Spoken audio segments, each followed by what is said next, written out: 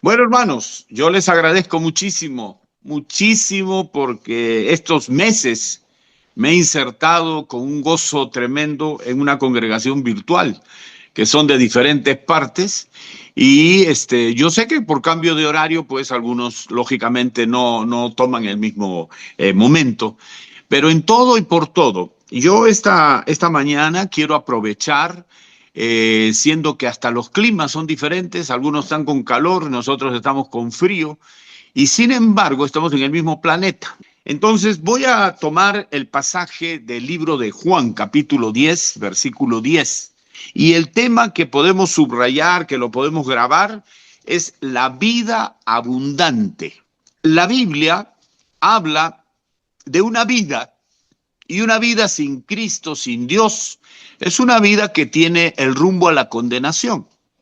Pero una vida que entiende el Evangelio, que escucha las buenas nuevas y se da cuenta del pecado, entonces la llave del arrepentimiento nos invita a una nueva vida.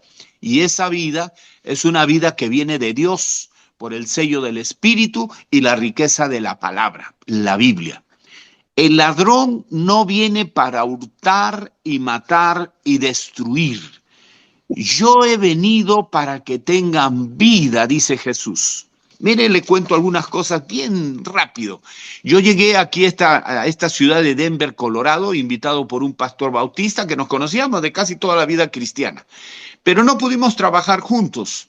Entonces yo busqué inmediatamente, justo a través de la misión con que he trabajado y sigo ligado hasta ahora por más de 47 años, Source of Life Ministry, y entonces me comunicaron con un pastor joven, un pastor que había nacido en Honduras, hijo de misioneros, pero él era también norteamericano, alto él. Y entonces me dice, aquí tenemos la iglesia, al sur, al lado opuesto de donde habíamos llegado a vivir nosotros.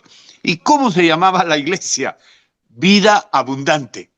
Una iglesia que estaba ligada a lo bautista, pero ya comenzaban a cambiar los nombres. Y ahora, hoy por hoy, muchas congregaciones han variado sus nombres.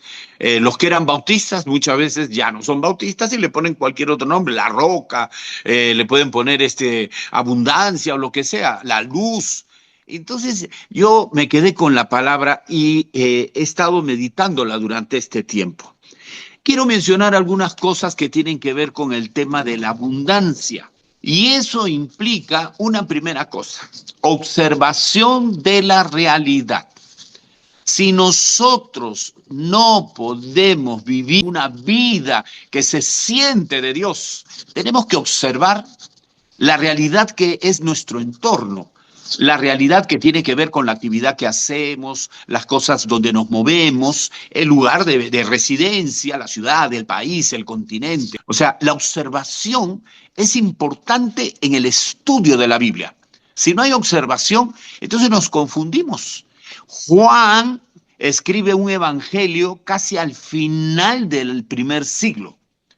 Y los tres evangelios que se llaman sinópticos, Mateo, Marcos y Lucas, tienen muchas cosas en común. El evangelio de Juan es diferente. Hace un énfasis tremendo en la persona de Cristo, el Verbo, porque es la salvación a través de Jesucristo. Aquí en el capítulo 10, él habla sobre el pastor. De cierto os digo. Entonces cuenta toda una relación y si nosotros podemos observar adecuadamente, el apóstol Juan era muy contemporáneo con Jesús, aparentemente, pero era tan pescador como Pedro. Y entonces de repente algunos llegaron a decir, pero ¿y estos no tienen academia, no son versados en el estudio, en lo que se desarrolla por la educación y la cultura? No, no, no. Era un hombre que vivió con Jesús y le llegaron a decir discípulo amado. Entonces, el apóstol Pablo pasa por Éfeso, que ahora es Turquía. Pero ahí en Éfeso, Juan ministra la palabra. Pasó mucho tiempo. Y de ahí lo pusieron en una isla, lo deportaron, lo sacaron para que no esté con toda la gente más cercana y lo mandan a la isla de Patmos. Esto es observar. Entonces uno dice, ¿y bueno, qué escribió? Primero escribió el Evangelio y después escribe 3 epístolas, cartas personales, unas muy cortitas. Primera de Juan, segunda de Juan, tercera de Juan.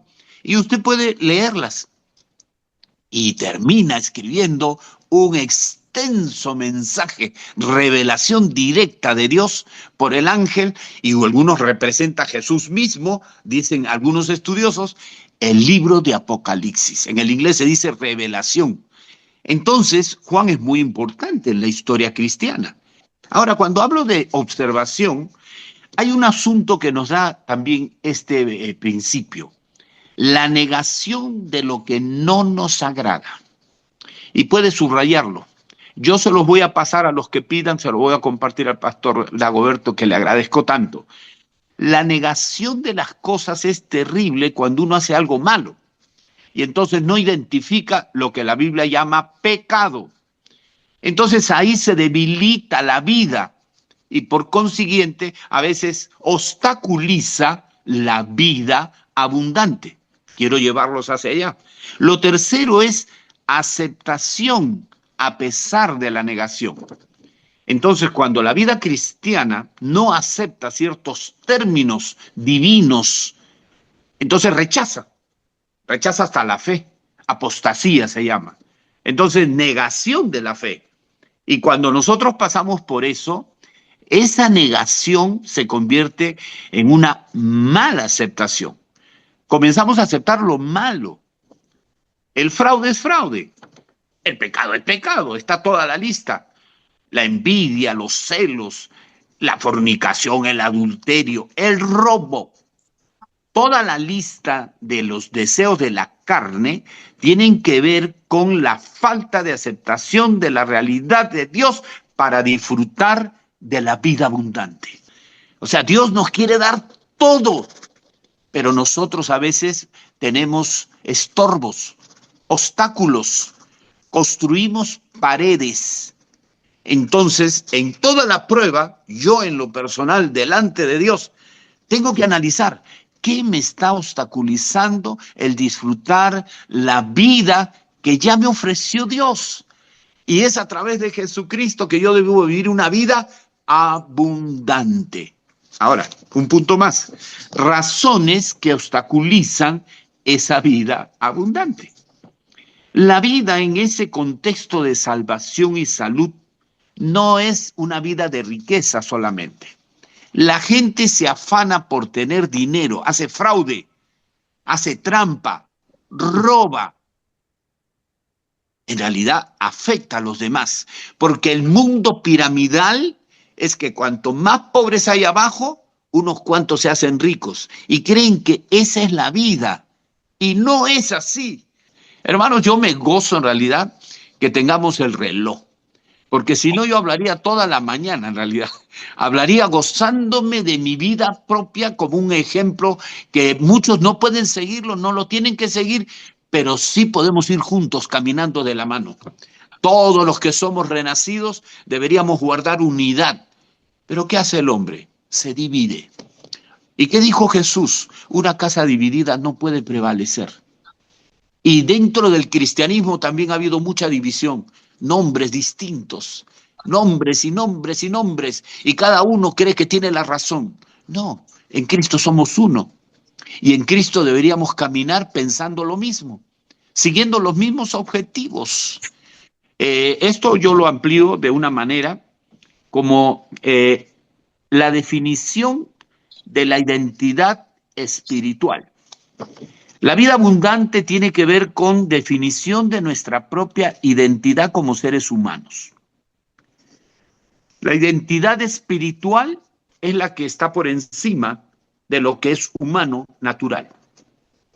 El hombre natural no percibe las cosas que son de Dios, pero cuando uno recibe a Cristo como su Salvador personal, entonces el Espíritu Santo comienza la tarea. Cuando nosotros somos rebeldes, cuando nosotros queremos hacer caprichos, gustos, deseos, comienzan los problemas. Ahí es donde comienzan los problemas. Entonces, la identidad espiritual tiene que ser la que relaciona claramente nuestra vida con Dios por encima de nuestros propios pensamientos y de nuestros propios sentimientos. Eso tiene que ver con identidad emocional y con identidad cognitiva. Hay gente que tiene buena memoria y no es que sean más inteligentes. Claro, su capacidad de computadora es una PC más grande. Se sacan los primeros puestos, inventan cosas, hacen lo que sea, pero a veces sus vidas son de lo peor emocionalmente. Entonces, cuando hablamos de identidad emocional y cognitiva, también tenemos que pensar a veces en que la vida abundante se corta por la identidad sexual. Hoy se habla mucho de los problemas de género. La vida matrimonial es una forma que Dios ha establecido. Cuando le queremos sacar la vuelta a los principios de Dios, no solamente estamos con la soga al cuello, sino vivimos vida de problemas. Y yo en realidad oro delante de Dios en estos días como un buen tiempo de prueba que he pasado y sin embargo digo, Señor, gracias. Porque a pesar de cualquier problema, por más grande que sea, la vida que tú me das no se mueve. Y la vida abundante debo disfrutarla. Y también tengo que hablar que a veces la familia se complica. Entonces la identidad familiar produce ciertos problemas que no sabemos cómo manejarlos. Ya no podemos.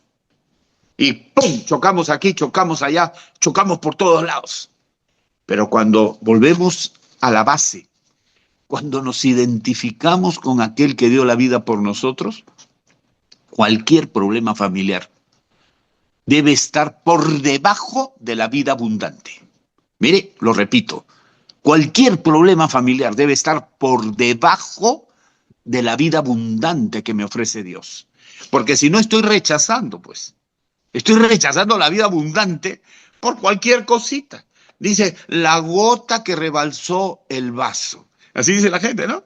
Ay, qué problema que tengo. Sí, porque la gota cayó y ya el vaso se rebalsó.